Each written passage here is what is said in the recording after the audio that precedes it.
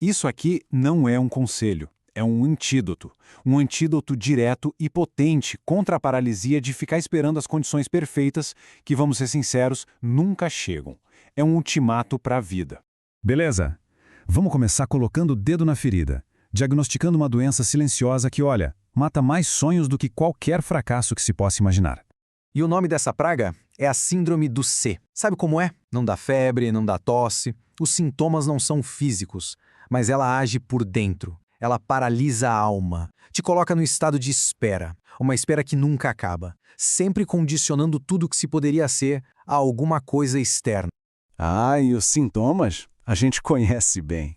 É aquela ladainha de sempre. Ah, se eu tivesse mais dinheiro, se eu tivesse nascido em outra família, se eu morasse numa cidade melhor, se eu tivesse aquele computador de última geração. E enquanto essa mentalidade deixa a gente sentado esperando um kit de ferramentas banhado a ouro, o tempo não espera. E o que acontece? A pessoa ali do lado que só tinha uma pedra na mão e uma vontade de ferro no peito, essa pessoa já está inaugurando o castelo dela. E é exatamente aqui que a gente traz um gigante para a conversa. Theodore Roosevelt. Um cara que tinha tudo para ser frágil, mas que se recusou a ser. Ele forjou a si mesmo numa verdadeira força da natureza. E o que ele nos deixou não foi um conselhinho fofo de autoajuda. Foi um ultimato. Uma ordem de batalha para a vida. Exato. Então vamos dissecar isso. Não como filosofia barata, mas como o que realmente é. Uma estratégia de guerra contra a mediocridade e a desculpa. Primeiro pilar da estratégia, o campo de batalha. E onde ele fica? Exatamente onde seus pés estão agora. E aqui está a verdade nua e crua. O bloqueio não está no CEP, ele está na mente. É pura ilusão achar que mudar de endereço vai mudar o caráter. Se a inércia reina num quarto apertado, ela vai reinar também numa cobertura de luxo com vista para o mar. O problema não é o cenário. Então o que se faz? Pega essa insatisfação toda e transforma em combustível. Esse aqui e agora, por mais imperfeito que pareça, é o seu campo de treinamento. É no barro, na dificuldade, que se forja a resistência de verdade. É preciso dominar esse aqui para sequer sonhar em chegar lá. A guerra começa debaixo dos próprios pés. Ok, próximo ponto tático. O seu arsenal. E o que é isso? É exatamente o que se tem em mãos nesse exato momento. E aqui, é aqui que a maioria cai. É a grande desculpa, o lamento universal. Mas eu não tenho os recursos necessários. Mentira. Pura e simples mentira. Recursos existem. O que talvez não existam são os recursos ideais, os que a gente gostaria de ter. E essa é a diferença que separa quem faz de quem só reclama. Olha para a história da humanidade. A inovação não nasceu do conforto e da abundância. Ela é filha da necessidade, da escassez. A abundância, ela gera preguiça e ineficiência. Já a escassez? A escassez te joga contra a parede e grita: se vira! A falta de grana força a criatividade.